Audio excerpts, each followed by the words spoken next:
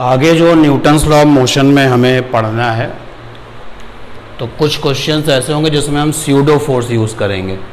तो pseudo force के लिए सबसे पहले हम आपको बताने वाले हैं फ्रेम ऑफ रेफरेंस। पहले भी बताया हुआ है फ्रेम ऑफ रेफरेंस ये क्या होता है। इसके बाद में जानेंगे इनर्शियल फ्रेम ऑफ रेफरेंस क्या होता है, इनर्शियल फ्रेम ऑफ रेफरेंस। और इसके बाद जानेंगे non inertial frame of reference, non inertial frame of reference. और जब ये सारी बातें जान जाएंगे then we have a pseudo force. तो फ्रेम ऑफ रेफरेंस पहले भी बताया, कुछ अगर आइडिया हो तो बताइए आप लोग। फ्रेम ऑफ रेफरेंस ये वो जगह होती है, ये वो प्लेस होता है, ये वो सीट होती है जहां पर ऑब्जर्वर रहता है और वहां से ऑब्जर्वेशन करता है। जैसे अगर आपने ऑब्जर्वेशन किया है, सपोज दैट एक एरोप्लेन जा रहा है and you are on the roof, आप छत पर हो और छत से आपने एरोप्लेन को देखा, तो वो छत क्या बन जाएगी, फ्रेम ऑफ रेफरेंस। अभी आप अपनी सीट से बैठ करके जो है बोर्ड को देख रहे हो, तो ये सीट आपके लिए क्या बन जाएगी, फ्रेम ऑफ रेफरेंस। तो फ्रेम ऑफ रेफरेंस क्या होता है, frame of reference it is platform, ये वो प्लेटफॉर्म होता है जहां पर हमारा ऑब्जर्वर होता है। It is platform where observer position lie. तो ये वो जगह होती है जहां पर हमारा ऑब्जर्वर होगा, उसकी वो पोजीशन होगी। And from frame of reference, frame of reference observer observe phenomena. और वहीं से बैठ करके हमारा जो ऑब्जर्वर है वो जो कुछ भी फिजिक्स में हो रहा है वो उसको क्या करेगा, ऑब्जर्व करेगा। जैसे आपके लिए इस समय जो सीट है, आप लोगों के लिए वो आपकी सीट जो है वो फ्रेम ऑफ रेफरेंस है, क्योंकि वहां से आप ऑब्जर्वेशन कर रहे हैं किसका, बोर्ड का। तो फ्रेम ऑफ रेफरेंस जो है वो ऑब्जर्वर की वो जगह होती है, वो पोजीशन होती है, वो प्लेटफॉर्म होता है जहां पर हमें ऑब्जर्वर मिलेगा और वहां से ही ऑब्जर्वर सारे के सारे ऑब्जर्वेशंस करेगा। क्लियर है, ये बात नोट करिए। फ्रेम ऑफ रेफरेंस बताने के लिए कोई एक पॉइंट को फ्रेम ऑफ रेफरेंस कह सकता है कि ये पॉइंट है और यहीं पर ऑब्जर्वर है, यहां से ऑब्जर्वेशन करेगा। फ्रेम ऑफ रेफरेंस है कोई बड़ी सी जगह भी हो सकती है। अब इनर्शियल फ्रेम ऑफ रेफरेंस क्या होता है, इनर्शियल फ्रेम ऑफ रेफरेंस ऐसा फ्रेम ऑफ रेफरेंस है जिसके पास एक्सीलरेशन कैसा होता है, जीरो। तो inertial frame of reference is such frame of reference, such frame of reference for which acceleration is equal to 0। अब एग्जाम्पल के लिए इस समय आप जिस सीट पर बैठे हुए हैं आप सब लोग, क्या उसमें एक्सीलरेशन है, नहीं। तो आप इस समय किस फ्रेम ऑफ रेफरेंस में है, इनर्शियल फ्रेम ऑफ रेफरेंस में। अगर एक कार जो है कांस्टेंट स्पीड से चल रही है, कांस्टेंट वेलोसिटी से चल रही है, क्या उसके पास एक्सीलरेशन है, नहीं है। तो इनर्शियल फ्रेम ऑफ रेफरेंस या तो रेस्ट में होगा और या फिर ये क्या करेगा, कांस्टेंट वेलोसिटी से चलेगा। और non inertial frame of reference has acceleration और इसके पास एक्सीलरेशन होगा, यानी कि एक्सीलरेशन की वैल्यू 0 नहीं होगी। तो ऐसे फ्रेम ऑफ रेफरेंसेस जिसमें एक्सीलरेशन है वो नॉन इनर्शियल कहलाते हैं, और जिनमें जो आपके एक्सीलरेशन 0 वाले फ्रेम ऑफ रेफरेंस हैं वो क्या कहलाते हैं, inertial. Keep in mind acceleration 0 के दो मतलब होते हैं, एक्सेलरेशन जीरो के दो मतलब होते हैं, या तो मोशन ही नहीं हो रहा है, नो मोशन। अगर नो मोशन है तो एक्सीलरेशन क्या हो जाएगा, 0 हो जाएगा। और अगर मोशन हो रहा है कांस्टेंट वेलोसिटी से, तो कांस्टेंट वेलोसिटी से अगर मोशन हो रहा है तो भी एक्सीलरेशन क्या हो जाएगा, 0 हो जाएगा।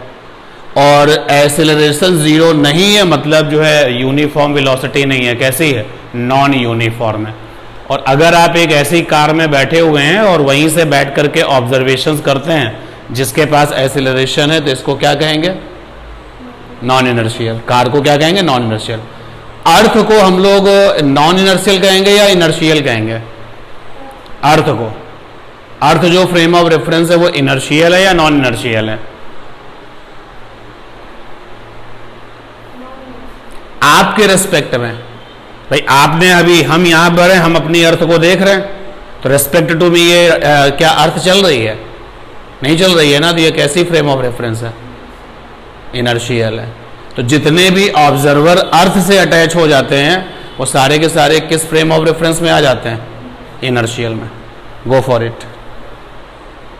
फिजिक्स में हम लोगों ने जब भी फ्रेम ऑफ रेफरेंस का सिलेक्शन किया है तो जो कोऑर्डिनेट सिस्टम होता है वो हम लोगों ने as a frame of reference लिया है, X axis, Y axis and Z axis along with origin.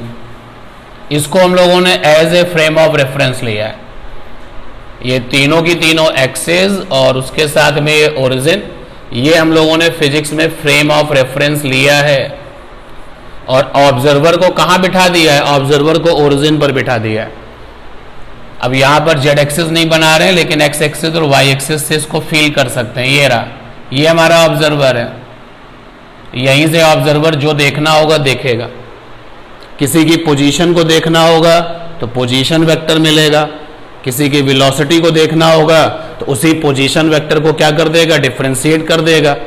भाई अगर आपको किसी भी ऑब्जेक्ट का, मान लेते हैं कि एक ऑब्जेक्ट है यहाँ पर ए, और इस ऑब्जर्वर ने, ये जो ओरिजिन पर बैठा हुआ ऑब्जर्वर है, इस ऑब्जर्वर ने ए का पोजीशन वेक्टर नोटिस किया R A, position vector R है। और ये जो आपका ऑब्जेक्ट है ये अपनी पोजीशन को चेंज कर रहा है, मान लेते हैं मोशन में है, तो वेलोसिटी कैसे मिलेगी, वेलोसिटी मिल जाएगी dr/dt, ऐसे मिल जाएगी। वेलोसिटी मिल गया तो एक्सीलरेशन कैसे मिल जाएगा, dv/dt। ये लीजिए, एक्सीलरेशन मिल गया तो फोर्स कैसे मिल जाएगा, मास से क्या कर देंगे, मल्टीप्लाई कर देंगे। तो फ्रेम ऑफ रेफरेंस जब हमने फिजिक्स में जनरल वे में कंसीडर किया है तो हमेशा वो कोऑर्डिनेट सिस्टम रहा है, और उसी कोऑर्डिनेट सिस्टम के ओरिजिन पर अपने ऑब्जर्वर को बिठा दिया है और वहीं से उसने सारे ऑब्जर्वेशन स्टार्ट कर दिए। आगे बढ़े इसके पहले कुछ हैबिट आपको और होनी चाहिए आपके पास। जैसे इस तरीके से लिखा जाए, कोई भी फिजिकल क्वांटिटी ले लो, चलो मान लेते हैं डिस्प्लेसमेंट। अगर हमने डिस्प्लेसमेंट लिखा d और यहां पर लिखा a और यहां लिखा b, तो इसको पढ़ा जाएगा डिस्प्लेसमेंट, d फॉर डिस्प्लेसमेंट है, इसको पढ़ा जाएगा displacement of a respect to b, respect to b। जरा इस स्टेटमेंट में बताइए ऑब्जर्वर कौन है, ऑब्जर्वर यहां पर a है या ऑब्जर्वर b है, स्पीक लाउडली, ऑब्जर्वर a है या ऑब्जर्वर b है, b है। ऑब्जर्वर यहां पर कौन है, b। रेस्पेक्ट टू जो होता है वो ऑब्जर्वर होता है, और ऑब्जेक्ट कौन है, a। तो a का डिस्प्लेसमेंट काउंट किया है b ने। अगर ऐसे लिखा जाए, वेलोसिटी को v से लिखा जाए तो वेलोसिटी ab। कभी कभी बीच में ऐसे डैश लगा देते हैं, कभी कभी नहीं भी यूज करते हैं, ऑब्लिक लगा देते हैं, तो वो अंडरस्टूड है। इसको क्या पढ़ेंगे जरा बताइए, velocity of a respect to b। तो आगे मूव करें इसके पहले ये हैबिट भी होनी चाहिए, है बहुत छोटी छोटी बातें लेकिन अपडेट कर देना। अच्छा ठीक है, अब इसी तरीके से एक स्टेटमेंट आया, force on p respect to q, तो इसको कैसे लिखे जाएंगे, F माने फोर्स, किसके ऊपर फोर्स है, P पर, रेस्पेक्ट में कौन है, Q। क्लियर है, ये हैबिट बन जाएगी ना, पक्का। तो चलते हैं स्यूडो फोर्स के कॉन्सेप्ट की ये बात कर लेते हैं। बड़ा ही शानदार कॉन्सेप्ट रहेगा और हम आपको एकदम डिटेल में इसको बताने वाले हैं। फिर आगे न्यूटन्स लॉ ऑफ मोशन में जब क्वेश्चंस करेंगे तो फिर इसकी हेल्प लेंगे। ये हमारे पास में एक फ्रेम ऑफ रेफरेंस है और हमने इस फ्रेम ऑफ रेफरेंस को नाम दिया है एस डैश। एक फ्रेम ऑफ रेफरेंस हमने और लिया है, मान लेते हैं ये हमारे पास में एक फ्रेम ऑफ रेफरेंस है और इसको हमने नाम दिया है एस। तो लिस्ट बना लेते हैं। एस क्या है हमारे पास? फ्रेम ऑफ रेफरेंस है जिसमें कि वही कोऑर्डिनेट सिस्टम दिखाई दे रहा है, यानी जो ऑब्जर्वर है वो यहां बैठेगा और यहां वाले फ्रेम के रेफरेंस का जो ऑब्जर्वर है वो यहां बैठेगा ओ डैश। तो एस यहां पर क्या है? फ्रेम ऑफ रेफरेंस है, फ्रेम ऑफ रेफरेंस है और ये इनर्शियल है। ये वाला जो फ्रेम ऑफ रेफरेंस है वो इनर्शियल है और जो एस डैश है वो फ्रेम ऑफ रेफरेंस है, फ्रेम ऑफ रेफरेंस, और ये नॉन इनर्शियल है, नॉन इनर्शियल है। अच्छा एक बात बताओ, ये वाला फ्रेम नॉन इनर्शियल है यानी इसके पास में क्या होगा? एक्सीलरेशन होगा। तो ये किसने बताया है? ये उसने बताया है। जो इनर्शियल वाला फ्रेम ऑफ रेफरेंस है उसने ये बताया कि जो सामने वो फ्रेम ऑफ रेफरेंस है उसके पास एक्सीलरेशन है। चलिए ये स्टेटमेंट जो बात कही गई है उसको लिख लिया जाए। क्या हमने कहा? हमने कहा एस डैश का acceleration respect to S,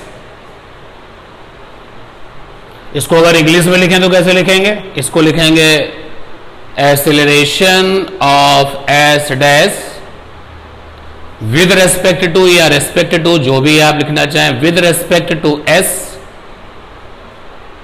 with respect to S. इसको सिंबल में कैसे लिखेंगे? एक्सीलरेशन का सिंबल होता है क्या? ए। किसका एक्सीलरेशन है? एस डैश का है। और एक्सेलरेशन जो एस डैश का जो एक्सेलरेशन है वो किस ऑब्जर्वर ने नोटिस किया है? इनर्शियल फ्रेम के ऑब्जर्वर ने नोटिस किया है। तो रेस्पेक्ट टू आपका ये एस हो गया और ये एक्सेलरेशन मान लेते हैं ए नॉट है, ऐसा सपोज कर लिया। क्या ये बात मेरी समझ में आ गई? पक्का? कितनी बात आपको बताई? हमने दो फ्रेम लिए हैं क्योंकि फिजिक्स में इन जनरल हम फ्रेम ऑफ रेफरेंस में क्या लेते हैं? कोऑर्डिनेट सिस्टम लेते हैं। तो ये हमने इनर्शियल लिया है, ये वाला फ्रेम इनर्शियल है, यहां पर ऑब्जर्वर बैठा हुआ है ऊपर, और ये हमारा नॉन इनर्शियल है। किसने बताया कि ये नॉन इनर्शियल है? उसने बताया, इस ऑब्जर्वर ने ये बताया कि ये वाला फ्रेम नॉन इनर्शियल है। तो जो नॉन इनर्शियल उसके पास क्या होगा? एक्सेलरेशन होगा। तो एक्सेलरेशन कितना है? ए नॉट है। लेकिन पूरी बात को सही से देखा जाए तो ऐसे लिखा जाएगा। क्लियर है बात? अब एक ऑब्जेक्ट है और वो ऑब्जेक्ट कहां है? मान लेते हैं कि इस फ्रेम में है। ये कोई ऑब्जेक्ट है, ये ऑब्जेक्ट है और इनर्शियल में नहीं है, ये नॉन इनर्शियल फ्रेम में है। एग्जाम्पल के लिए सपोज कर लो एक लिफ्ट है और उसमें आप हो और लिफ्ट एक्सेलरेट हो रही है, तो जो लिफ्ट है वो क्या बन गया? Non inertial frame of reference बन गया। उसके अंदर आप हो तो आप क्या बन गए? ऑब्जेक्ट बन गए। तो ये एक ऑब्जेक्ट है। सपोज दैट इस ऑब्जेक्ट का जो पोजीशन है यहां ले लेते हैं ऑब्जेक्ट को, और सपोज दैट ये ऑब्जेक्ट आपका नाम इसका P है। अपडेट कर लिया जाए, ये सारी अपडेट यहां चल रही है। पहले हमने ये अपडेट किया है, छोटी सी बात बट इंपॉर्टेंट है, एंड दैट इज वाई एक एक बार लिखी जा रही है। फिर ये अपडेट किया और एक नया अपडेट और मिला कि नॉन इनर्शियल फ्रेम में एक ऑब्जेक्ट है P।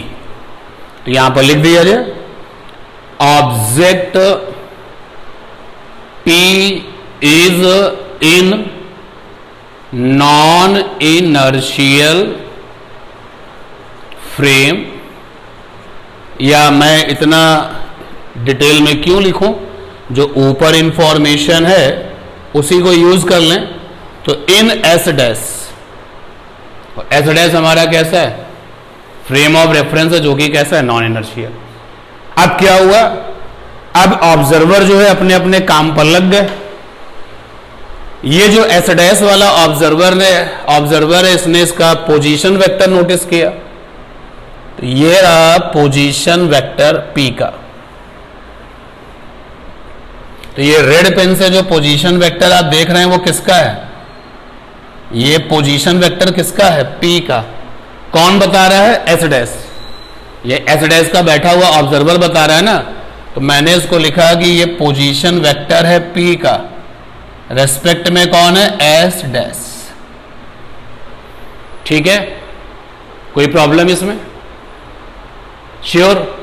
अब आगे देखिए, अब ये जो ऑब्जर्वर है इनर्शियल वाला, इसने भी उसके पोजीशन वेक्टर को नोटिस किया। सेटिंग बन पाएगी क्या? थोड़ा सा इसको सिचुएशन को इधर सेट कर लेते हैं।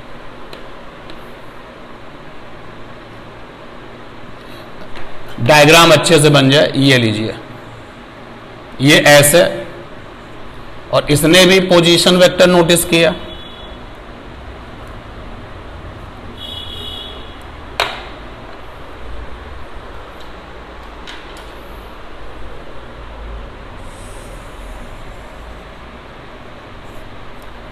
ये लीजिए, ये है पोजीशन वेक्टर किसका? पी का। और ऑब्जर्व कौन कर रहा है? Frame S. फ्रेम एस में बैठा हुआ ऑब्जर्वर, इसको कहा जाएगा पोजीशन वेक्टर किसका? पी का। रेस्पेक्ट में कौन आएगा? एस, क्योंकि फ्रेम का नाम क्या है? एस, उसमें बैठा हुआ ऑब्जर्वर है वो। क्लियर है ये बात? और इसको जरा देखो, ये डॉटेड वेक्टर मैं बना रहा हूं,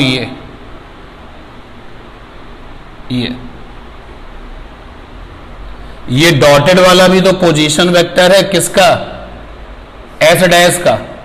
फ्रेम का नाम एस डैश है, तो ये पोजीशन वेक्टर है एस डैश का, रेस्पेक्ट में कौन है? एस। कोई समस्या? और इन सारी बातों को हमने डायग्राम में अपडेट किया हुआ है, and that is why no need of writing here, यहां नहीं लिख रहे हैं। But you can see object P का पोजीशन वेक्टर एस डैश ने नोटिस किया है, ऑब्जर्वर पी का पोजीशन वेक्टर एस ने भी नोटिस किया है, और ऑब्जर्वर फ्रेम एस डैश का पोजीशन वेक्टर इसने भी नोटिस किया। यानी कि इसने दो काम किए हैं। इसने जो है इस इनर्शियल फ्रेम ने दो काम किए हैं। इसने पोजीशन वेक्टर ऑब्जेक्ट का भी नोटिस किया है पी का, और इसने पोजीशन वेक्टर किसका नोटिस किया है? नॉन इनर्शियल फ्रेम का भी नोटिस किया है। जरा देखो, लॉ ऑफ ट्राइंगल लगाएंगे तो क्या बनेगा?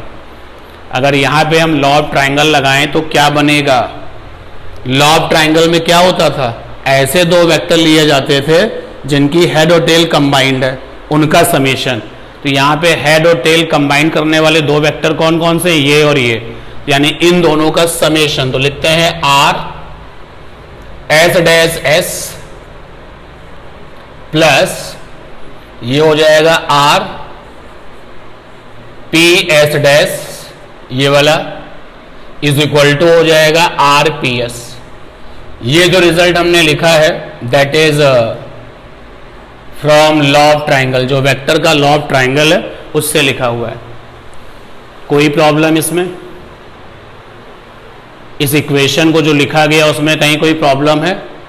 वेक्टर बहुत दिन पहले नहीं पढ़ा है, कुछ ही दिन पहले पढ़ा है। हेड टेल कॉम्बिनेशन में ऐसे दो वेक्टर जिन्होंने हेड और टेल मिलाया उनका प्लस बराबर जो रेस्ट रह गया है, लॉ ऑफ ट्राइंगल में जो रह गया है वो। अब अगर हम इसको टाइम के रेस्पेक्ट में डिफ्रेंशिएट कर दें, differentiating with respect to time,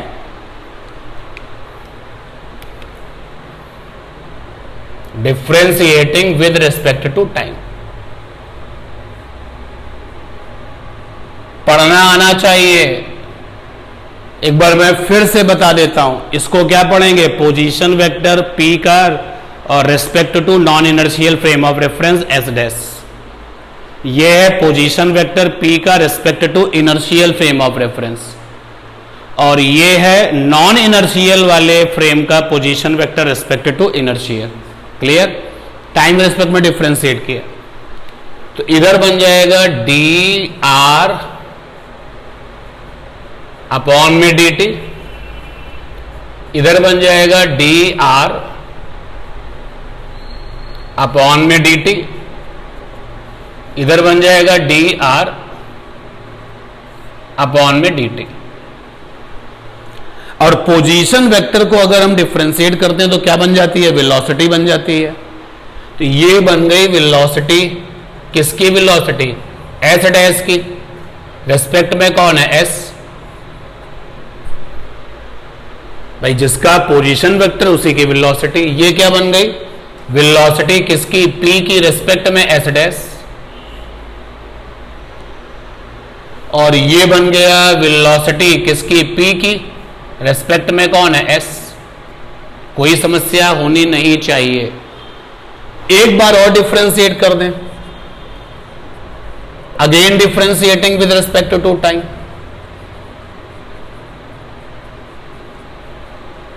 जब आप इसको एक बार और डिफरेंशिएट करेंगे तो ये बन जाएगा dv अपॉन dt प्लस ये बन जाएगा dv upon dt।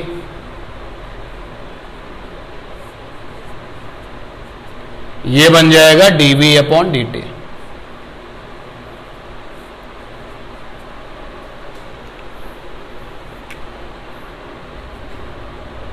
Now check the situation. Velocity का डिफरेंशिएशन टाइम के साथ क्या बन जाता है? Acceleration.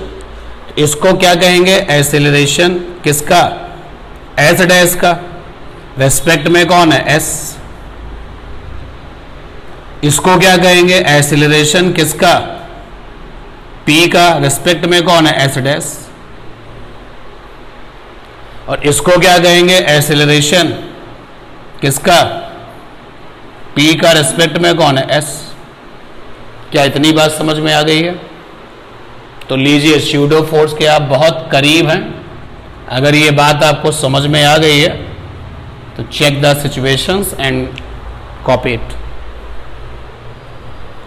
Follow the sequence. Frames बनाइए, अपडेट रखिए। वो फिर सिंपल सी फिजिक्स लग रही है वहां पर, लेकिन this simple physics give you great concept that is called pseudo force. तो ये जो इक्वेशन आया है इसको एक बार फिर से कॉपी किया जाए। ये आया ए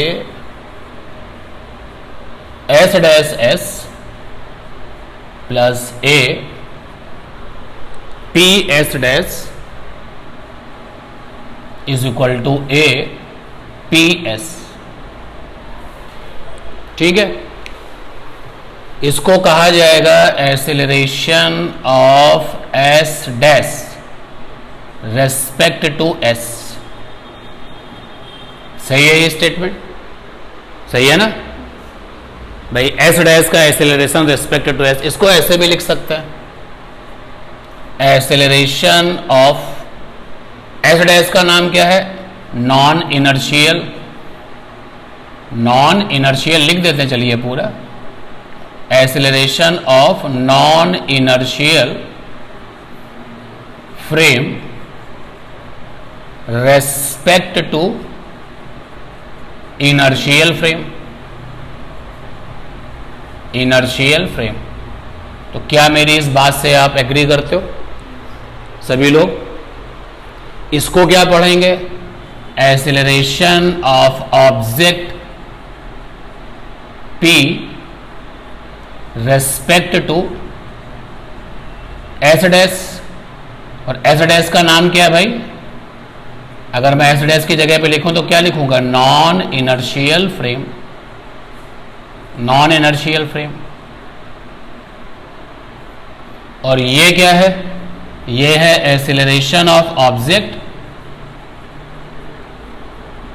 रेस्पेक्ट टू एस। और एस का क्या नाम है?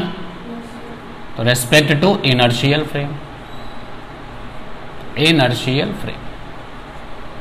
तो ये रिजल्ट हमको आ चुका है under the rules of physics. अगर हम ऐसा कहें और ऐसा सोचें, क्योंकि इस डायग्राम की जरूरत पड़ेगी अभी थोड़ी देर में, तो इसको अभी रहने देते हैं। अगर हम ऐसा कहें कि हमारे ऑब्जेक्ट का मास m है, तो mass of object is m, अगर ये कहा जाए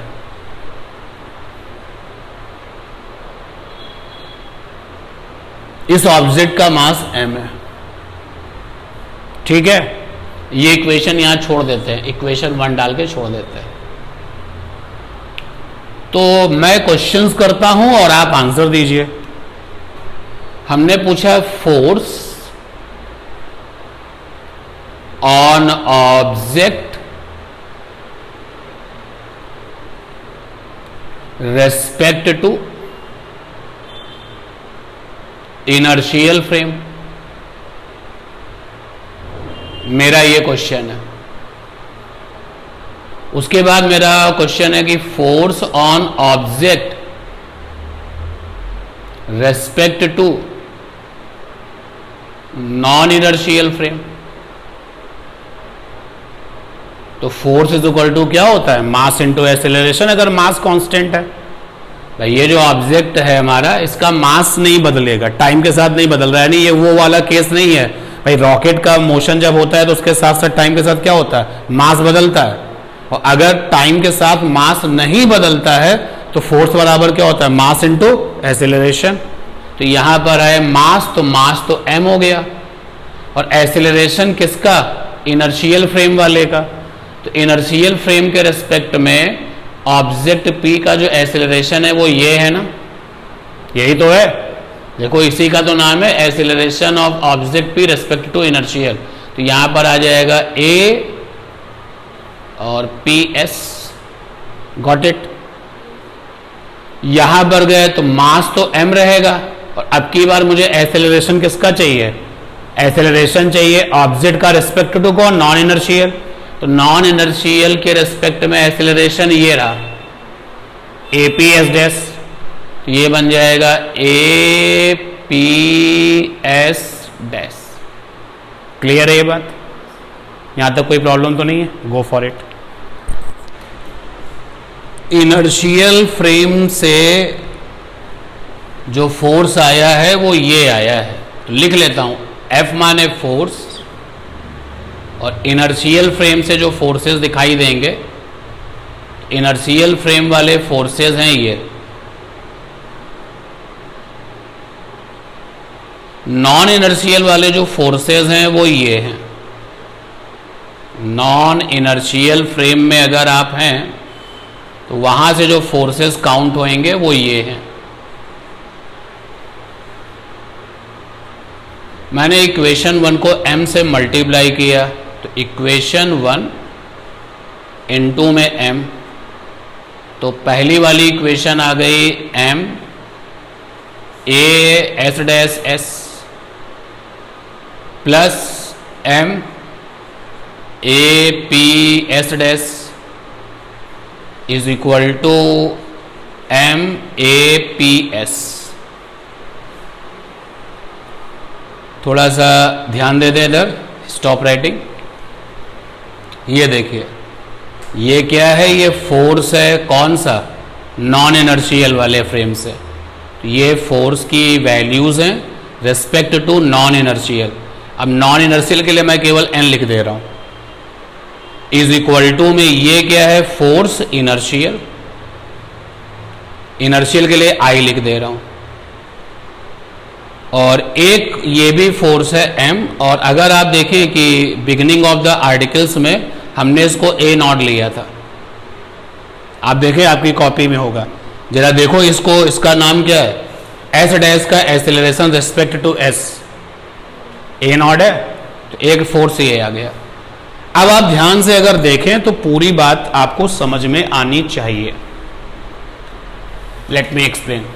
देखिए ये कॉपी कर लिया मैंने, इनर्शियल फ्रेम से जो फोर्सेस मिल रहे हैं, ये I फॉर इनर्शियल फ्रेम से फोर्सेस इज इक्वल टू है नॉन इनर्शियल फ्रेम के फोर्सेस और प्लस MA नॉट, ये रिजल्ट मिला है। तो ये रिजल्ट हमें क्या बता रहा है कि जैसे मान लेते हैं कि मैं ऑब्जर्वर हूं इनर्शियल फ्रेम वाला, मैं ऑब्जर्वर हूं इनर्शियल फ्रेम वाला, और आप सभी लोग ऑब्जर्वर हैं नॉन इनर्शियल वाले। या ऐसा कर लेते हैं फॉर द कंफर्टेबल, मैं नॉन इनर्शियल हो गया और आप इनर्शियल हो गए, तो टीचर जो है वो नॉन इनर्शियल बन चुका है और जो स्टूडेंट्स है वो इनर्शियल बन चुके हैं, इनर्शियल बन चुके हैं। भाई आप देखिए ना, ये रिजल्ट मैंने यहां से कॉपी किया, तो टीचर बन गया है नॉन इनर्शियल फ्रेम का ऑब्जर्वर और स्टूडेंट्स बन चुके हैं इनर्शियल फ्रेम के ऑब्जर्वर। तो अब स्टूडेंट्स ने हमें बताया, इनर्शियल फ्रेम के ऑब्जर्वर ने हमें बताया कि वहां पर स्प्रिंग फोर्स है, या चलिए वहां पर वेट है, ये इनर्शियल फ्रेम वाले ने बताया। इनर्शियल फ्रेम वाले ऑब्जर्वर ने हमें बताया कि वहां पर जो है टेंशन है। ये सारे टाइप्स ऑफ फोर्सेस हम पढ़ चुके हैं। इनर्शियल फ्रेम में ऑब्जर्वर जो था उसने जो कुछ भी नोटिस किया, उसने कहा कि जिसको हम देख रहे हैं वहां पे फ्रिक्शन फोर्स भी है। ये सारे के सारे फोर्सेस जो हैं हमें इंफॉर्मेशन दी जा रही है इनर्शियल फ्रेम वाले से। तो नॉन इनर्शियल फ्रेम वाला हमको क्या बताएगा? मैं हूं नॉन इनर्शियल वाला, तो नॉन इनर्शियल वाला जो ऑब्जर्वर है वो हमें क्या बताएगा? ध्यान देना, नॉन इनर्शियल फ्रेम में बैठा हुआ ऑब्जर्वर बताएगा, क्या बताएगा? देखो यहां से लिख रहा हूं, ये मिला रिजल्ट कि नहीं मिला? यहां से ये मिला। तो क्या है, नॉन इनर्शियल में बैठा हुआ ऑब्जर्वर इनर्शियल वाले जो फोर्सेस हैं वो सब बताएगा। यानी कि मैं वेट के बारे में मैं भी बताऊंगा जो आपने बताया है, टेंशन के बारे में मैं भी बताऊंगा जो आपने बताया है, और फ्रिक्शन के बारे में मैं भी बताऊंगा जो आपने बताया है। यानी आपने जो जो बताया वो सब मैं बताऊंगा, लेकिन मैं एक फोर्स और ये बताऊंगा, और ये फोर्स क्या है? माइनस का ma0। ये जो एक्स्ट्रा फोर्स है इसका नाम क्या है? Pseudo force. ये जो एक्स्ट्रा फोर्स है वो स्यूडो फोर्स है। तो अगर इनर्शियल फ्रेम वाले की जो लिस्ट है फोर्स की यहां पे खत्म हो गई, तो नॉन इनर्शियल फ्रेम वाला वो सारी की सारी लिस्ट रिपीट कर देगा, लेकिन एक एक्स्ट्रा फोर्स बताएगा माइनस का ma0। और ध्यान से अगर आप देखें तो ये माइनस माने माइनस, m माने क्या? मास, ये मास। और अगर आप इस a0 को देखो तो a0 क्या है? फ्रेम का एक्सेलरेशन, नॉन इनर्शियल फ्रेम का एक्सेलरेशन। तो ये a जो है आपका एक्सेलरेशन ऑफ है non inertial frame, non inertial frame. और ये जो निगेटिव साइन है वो उसी के साथ दे दीजिए। तो यही तो हमने आपको सिखाया था, यही तो आपको बताया था जब हम लोग सर्कुलर मोशन कर रहे थे, कि अगर मेरा ये सेलफोन एक नॉन इनर्शियल है, तो सेलफोन एक नॉन इनर्शियल है, तो सेलफोन एक नॉन इनर्शियल फ्रेम है, तो इस सेलफोन से जो ऑब्जर्वर अटैच होगा, इस सेलफोन से जो ऑब्जर्वर अटैच होगा, जब वो ऑब्जर्वेशन करेगा तो वो सारे फोर्सेस वो बताएगा जो इनर्शियल में बैठा हुआ ऑब्जर्वर बताएगा। साथ ही साथ वो एक फोर्स और बताएगा, और वो फोर्स होगा माइनस का ma0। आप सबका ये कॉमन सेंस बता रहा होगा, ये नेगेटिव मास में तो नहीं है, ये नेगेटिव किसके साथ है? a0। तो a0 का नाम क्या था? फ्रेम का एक्सेलरेशन। नेगेटिव a0 का नाम क्या है? फ्रेम का एक्सेलरेशन डायरेक्शन में कैसा कर दो? अपोजिट। तो ये जो बात आपने सीखी है यही हमें यहां पर बतानी है स्यूडो फोर्स कॉन्सेप्ट में। अगर मेरी बात आप समझ गए हैं तो अच्छी बात है, नहीं समझे हैं तो समझने की कोशिश करिए। मैं फिर से रिपीट करता हूं, ये रिजल्ट देखिए। नॉन इनर्शियल फ्रेम में बैठा हुआ ऑब्जर्वर फोर्सेस बताएगा, तो ये फोर्सेस हैं रेस्पेक्ट टू नॉन इनर्शियल, और ये फोर्सेस हैं respect to inertial. Inertial frame में बैठे हुए ऑब्जर्वर अगर 10 फोर्सेस के बारे में बताता है, तो नॉन इनर्शियल भी वो 10 फोर्सेस के बारे में बताएगा। बट ये जो एक्स्ट्रा फोर्स वो और बताएगा, उस एक्स्ट्रा फोर्स का नाम क्या है? Pseudo force. और ये जो स्यूडो फोर्स है, अगर मैं इसको कॉपी कर लूं, ये स्यूडो फोर्स है, तो अगर मैं इसको कॉपी कर लूं तो क्या बना? जो स्यूडो फोर्स है, स्यूडो की स्पेलिंग वो है मास, m का मतलब है मास, और माइनस के a0 का नाम क्या है? माइनस के a0 का नाम क्या है? a0 का नाम क्या है? एक्सीलरेशन ऑफ फ्रेम, तो नेगेटिव ए नॉट का नाम क्या है? नेगेटिव डायरेक्शन का एक्सीलरेशन किसका? फ्रेम का। तो ये हो गया मास। मास किसका? Mass of object. आप देखिए ये डायग्राम बना हुआ है, ये ऑब्जेक्ट का मास है, और ये जो माइनस का ए नॉट है वो है opposite directed, opposite directed acceleration of frame. But keep in mind, ये जो फ्रेम का एक्सीलरेशन है बताया किसने था? इनर्शियल वाले ने। तो respect to inertial frame. Clear है बात? चलिए अब एक एग्जाम्पल देकर के और बेहतर करते हैं रिजल्ट को। एक कोई काम देते हैं, चलो लिफ्ट जा रही है, ये एक लिफ्ट है और ये ऊपर जा रही है। एक्सेलरेशन ऑफ लिफ्ट जो है वो ए है, एक्सेलरेशन ऑफ लिफ्ट ए है।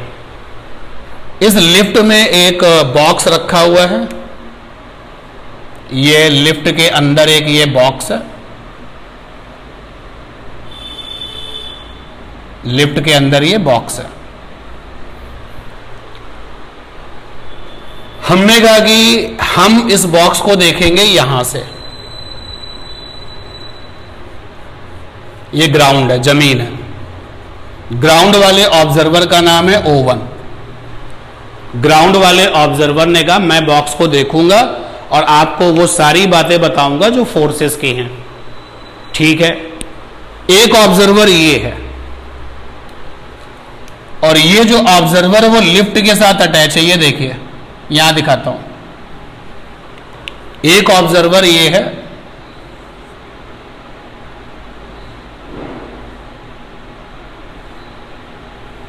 जो लिफ्ट के साथ चिपका हुआ है, और ये जो ऑब्जर्वर है ये O2 है। चलिए जरा लिस्ट बनाते हैं कि O1 हमें क्या बताएगा और O2 क्या बताएगा। तो यहां पर हमने लिखा O1, यहां लिखा O2। ध्यान देना, O1 कहेगा बॉक्स में वेट है जो कि नीचे की तरफ है। मैं दिखा देता हूं अलग से। O1 बॉक्स को देख रहा है, ये बॉक्स है, तो बॉक्स का वेट mg होगा। तो O1 जो है, इस बॉक्स का मास अगर हम m मान लें तो O1 कहेगा कि बॉक्स में वेट है, W फॉर वेट, जो नीचे की तरफ है। बॉक्स में नॉर्मल रिएक्शन होगा, नॉर्मल रिएक्शन। तो O1 जो है हमको नॉर्मल रिएक्शन के बारे में भी बताएगा। ठीक है, O1 हमको नॉर्मल रिएक्शन के बारे में भी बताएगा। क्लियर इतनी बात? ये तो वो सारे फोर्सेस जो O1 देख रहा है, मैं पहले उसकी लिस्ट बना रहा हूं। O1 ऑब्जर्वर जमीन पर है, याद रखो जमीन कैसा फ्रेम होता है? इनर्शियल, यानी O1 हमारा इनर्शियल फ्रेम वाला ऑब्जर्वर है। तो उसने ये बताया कि भाई ये जो बॉक्स है उसका वेट होगा नीचे की तरफ, बॉक्स पे नॉर्मल रिएक्शन होगा, ये डायरेक्शन देख रहे हैं। और ये जो O1 वाला ऑब्जर्वर है, क्योंकि लिफ्ट ऊपर जा रही है तो बॉक्स कैसा जा रहा है? ऊपर जा रहा है। तो O1 वाला ऑब्जर्वर देखेगा कि बॉक्स कैसा जा रहा है? ऊपर जा रहा है। तो O1 वाला ऑब्जर्वर नेट फोर्स लिखेगा। तो जब वो नेट फोर्स लिखेगा तो कैसे लिखेगा? N माइनस mg, यही तो लिखेगा भाई। ये ऊपर की तरफ फोर्स है N और mg कैसा? नीचे की तरफ, क्योंकि whole the system is going in upward direction. तो बॉक्स भी जो है पूरा पूरा ऊपर जा रहा है। O1 को यही तो दिखेगा कि बॉक्स ऊपर जा रहा है, तो नेट फोर्स हो जाएगा बड़ा माइनस छोटा। और न्यूटन के अकॉर्डिंग नेट फोर्स क्या होता है? Mass into acceleration, mass into acceleration.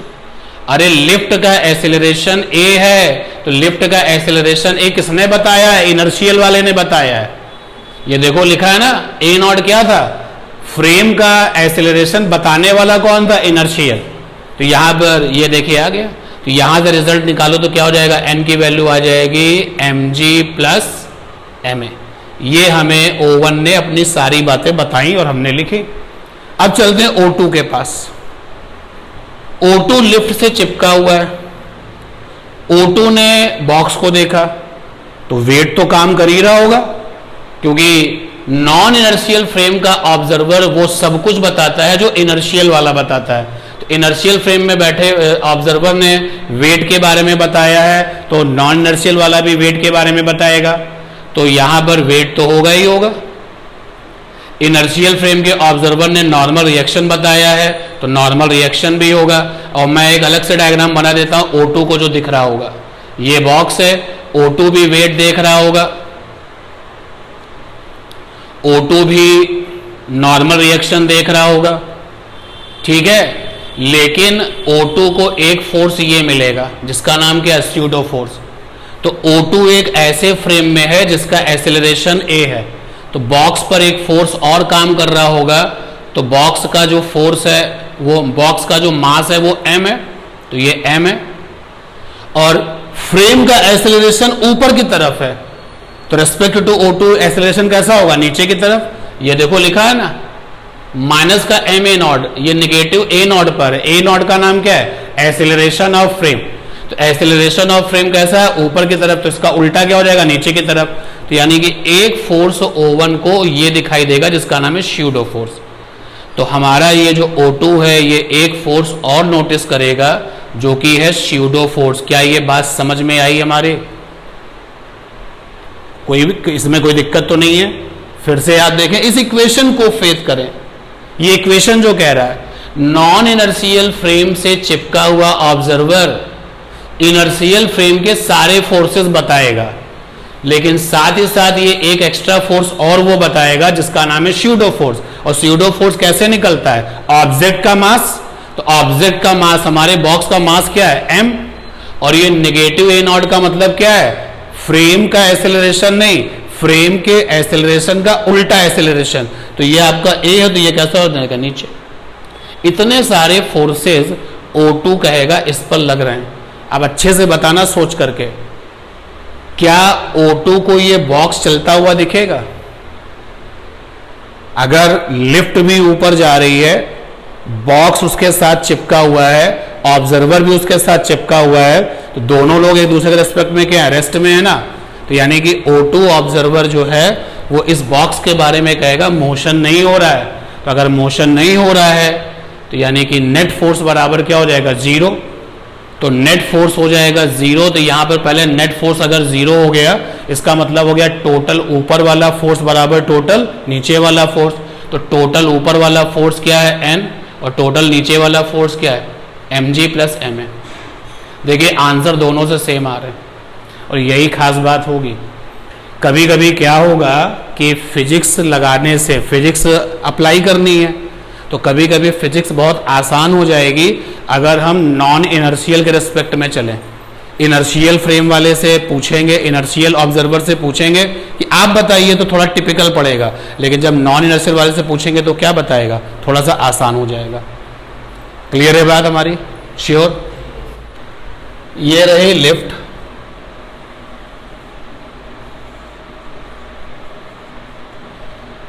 और ये एक्सीलरेशन A से नीचे जा रही है।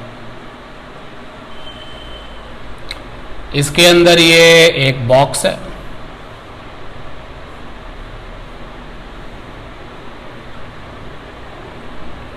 ये ग्राउंड है। एक ऑब्जर्वर यहां पर है, ग्राउंड वाला ऑब्जर्वर, इसका नाम है O1, और एक ऑब्जर्वर ये है, इसका नाम है O2। तो O1 के रेस्पेक्ट में फोर्सेस डिस्कस करो, इक्वेशंस ऑफ मोशन बनाओ, और फिर O2 के रेस्पेक्ट में फोर्सेस का डिस्कशन करो और इक्वेशंस ऑफ मोशन बनाओ। करिए ये काम। सबसे पहले O1 के लिए, यानी कि आप अपनी कॉपी में लिखें heading with respect to O1।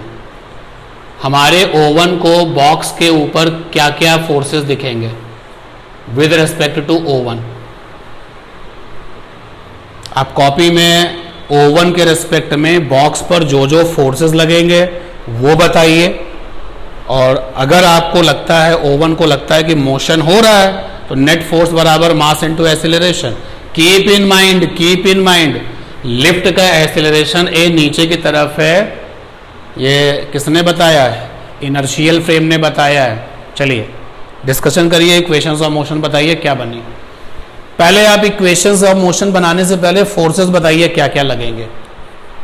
O1 को बॉक्स पर लगने वाले जो फोर्सेस दिखेंगे उसकी लिस्ट बनाइए, डायग्राम बनाइए, कौन कौन से forces respect to O1 box पर होंगे।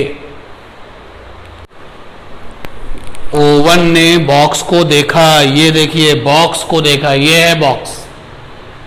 O1 ने बॉक्स को देखा तो O1 क्या बताएगा, बॉक्स के पास वेट है, बॉक्स पर नॉर्मल रिएक्शन है,